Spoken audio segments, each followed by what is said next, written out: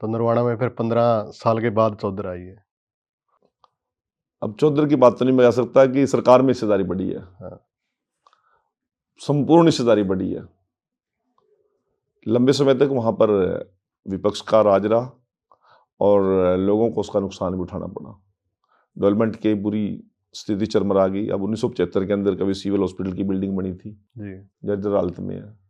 अभी दोबारा से सीएम साहब ने 17 अगस्त को जब घोषणा की, अब दोबारा टीम गई है, उसकी बिल्डिंग का नक्शा प्लान पास होना शुरू हो गया। इसी प्रकार से बस स्टैंड की हालत बड़ी दयनीय थी, अब वो बिल्डिंग डिमोलिश कर दिया पुराने वाली, वो भी 1975 की थी, गिर रही थी सारी सारी। नए बस स्टैंड की बिल्डिंग आएगी। इसी प्रकार से रेस्ट हाउस की स्थिति थी, ड्रिंकिंग वाटर की है, सीवर सिस्टम की है, फ्लाई ओवर आज तक नरवाना सब ऐसी स्थिति है कि 4-5 फाटकें हैं, फ्लाई ओवर एक अब जाके बना है। इसी प्रकार से अनाज मंडी की बहुत सी प्रॉब्लम है, सब्जी मंडी की प्रॉब्लम है, इरिगेशन के पानी की बहुत प्रॉब्लम है, सड़कों की स्थिति ठीक नहीं है, एजुकेशन का सिस्टम भी कमज़ोर है। तो उन सारी चीज़ों को पटरी पर लेकर आना की जिम्मेवारी बनती है। और मैं अपने आप को सौभाग्यशाली समझता हूँ कि ये जिम्मेवारी मेरे हिस्से में आई है और मैं विश्वास के साथ कह सकता हूँ कि इस विकास की गति को रुकने नहीं दूंगा। अधिकारी मानते हैं जी क्योंकि बहुत सारी बातें चलती हैं, विपक्ष कहता रहता है कि अधिकारी मानते नहीं सरकार में, अधिकारी अपनी चलाते हैं, तो क्या ये नहीं, सच्चाई क्या है? विपक्ष बेचारा क्या करे। हम्म। विपक्ष हमारी कोई तारीफ करने के लिए थोड़ी बने। वो ये थोड़ी कहेगा कि नायब सिंह सैनी की उंगली के पूरा प्रशासन चलता है। जी। उन्हें तो यही कहनी होती है, उसकी सुनता नहीं जी, उसकी सुनता नहीं। उनको बताओ आपके पास क्या प्रूफ है इस बात के? उनके पास क्या प्रूफ है इस बात के कि अधिकारी मानते नहीं? ये इस प्रकार की नहीं कि ये 4-5 पैट वर्ड होते हैं हर सरकार में। जब हम विपक्ष में हम भी ऐसे ही करते थे। ये तय होता है, जी। ये एक ट्रेंड होता है। सरकार कमजोर है जी, हाँ। सरकार लाचार है जी, यहाँ तो भ्रष्टाचार है जी, गिनती के वर्ड होते हैं। परंतु बाहर बाहर हरियाणा प्रदेश का ही नहीं, देश का मतदाता कमल के फूल पर मोहर लगाकर कमल के फूल की सरकार बना रहा है और पहले से भी ज्यादा ताकत देके बना रहा है। तो भ्रष्टाचार अफसर क्यों नहीं मान दे भाई? तो जो लोग मतदाता हैं, जो बार बार हम पर विश्वास करके हमें वोट दे रहे हैं, तो ये उन लोगों का अपमान नहीं कर रहे क्या? अधिकारी भी हमारे परिवार के लोग हैं, हमारे हरियाणा के लोग हैं और काम लेना हमें भी आता है और हमारी सरकार को भी आता है। किसी को चिंता करने की जरूरत नहीं। जी, आप काफ़ी लंबे समय से मंत्री पद है आपके पास, अच्छे ओहदे पे आप रहे हैं। तो एक बड़ा काम क्या रहा अभी आपके, आप समाज के लिए ये चीज़ें की हैं? देखिए, मैं बहुत जबरदस्त सवाल किया आपने। जो चीज कभी जीवन में सोची नहीं थी, हम वो काम करने में सफल रहे। देखिए, मन में एक सोच थी जी। कि हमारे जितने भी संत महापुरुष हैं, इनकी लोगों ने चर्चा ही करनी बंद कर दी थी। जी।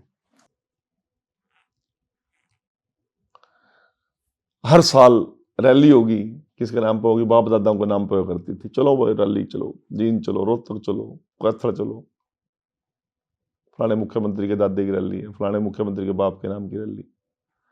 कभी कोई वाल्मीकि जयंती समारोह करता था क्या? कभी कोई संत शिरोमणि रविदास जी की जयंती को मनाता था क्या? कोई कबीर जी की, जिन्होंने इतना बड़ा प्रताप, इतना बड़ा समरसता का जिन्होंने योगदान दिया, उनकी कोई चर्चा करता था क्या? गुरु तेग बहादुर की, गुरु गोविंद सिंह जी की, गुरु नानक देव जी की, बाबा बंदा सिंह बहादुर जी की, धन्ना भगत की, सैन भगत जी महाराज की, दक्ष प्रजापति जी महाराज की, परशुराम जी की, कोई मनाता था क्या? चर्चा भी नहीं थी। अम्बेडकर जी की भी चर्चा नहीं। जब मैं पहली बार मंत्री बना जी। ये मेरा बाल्यकाल से मेरा सपना था कि इन संतों महापुरुषों का, जिनका इतना बड़ा योगदान समाज के लिए रहा है, उनका सम्मान होना चाहिए। चौंक भी बाप दादाओं के नाम पर बने करते, तेरे कैथल में बन रहे होंगे।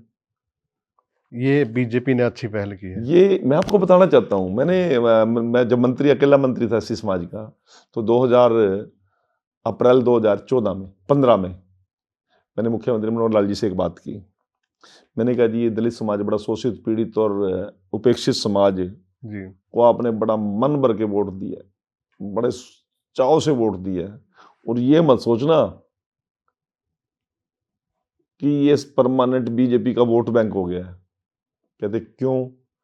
मैंने क्या ये इसलिए वोट दी है कि 10 साल कांग्रेस ने, भूपेंद्र सिंह हुड्डा ने जिस प्रकार का उत्पीड़न किया है, सबसे ज्यादा सस्पेंशन और टर्मिनेशन शेड्यूल कास्ट अधिकारियों का यदि हुआ है तो भूपेंद्र सिंह हुड्डा जी के सरकार में हुआ है। भूपेंद्र हुड्डा जी और मनमोहन सिंह जी की सरकार के कार्यकाल के अंदर ही SC-A और SC-B पर स्टे लगाने का काम किया गया है। राजपाल बुखड़ी SC समाज का MLA सडोरा का ये कहता है कि भूपेंद्र सिंह हुड्डा मैं SC हूं, मुझे अपमानित करता है। ईश्वर सिंह गुला चीकेवाड़ा राज्यसभा का सांसद था, जो SC आयोग का मेंबर रहा है, वो ये कहता था कि सबसे ज्यादा उत्पीड़न SC लोगों का हो रहा है। मिर्चपुर और गुहारा कांड से पीड़ित लोगों ने आपको वोट दिया है। आप लोगों को वोट इसलिए मिली है कि शैलजा धाड़ा मार मार के रो रही थी कि भूपेंद्र हुड्डा नहीं चाहता कि मैं पार्लियामेंट में दोबारा जाऊं, इसलिए मैं चुनाव ही नहीं लड़ूंगी। नरेश सेलवाल की ये वर्डिंग थी।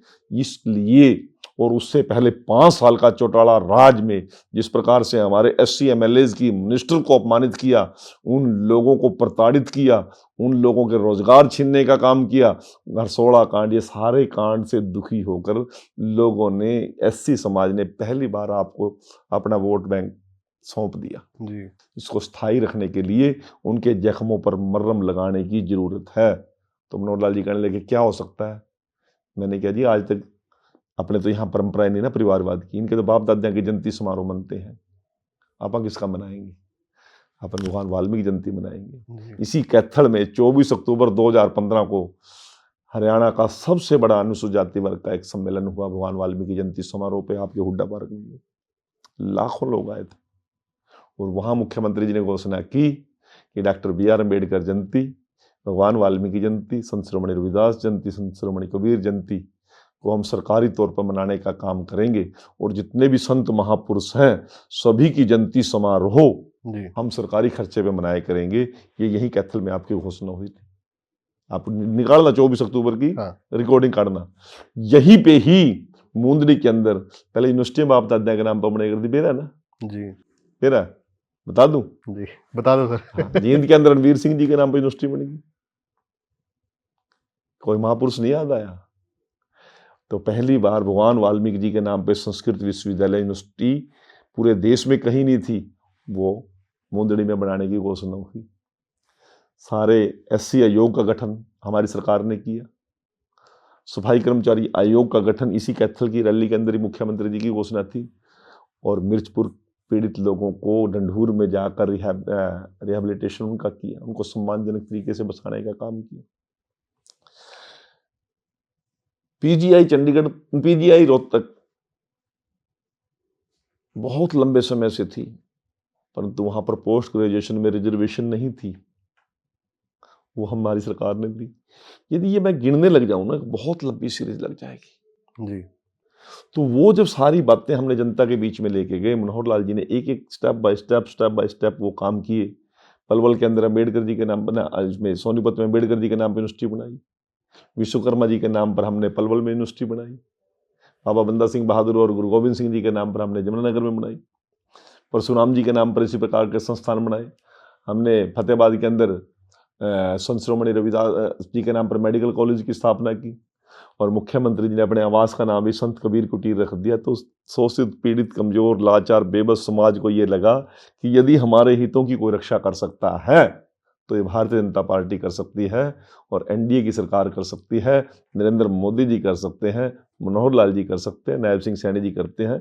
अब लोगों को तो बैम हो रहा, वोट चोरी होगी। अरे किया तो कि लोगों के लिए कुछ है नहीं आपने, हमने तो स्टेप वाइज किया ना जी, एक एक वर्ग के जख्म पर मरहम लगाने का काम किया। रोजगार के अंदर भी हिस्सेदारी दी, उनको एजुकेशन में भी हमने रिजर्वेशन देकर कमजोर वर्गों को बराबर लाने का काम किया।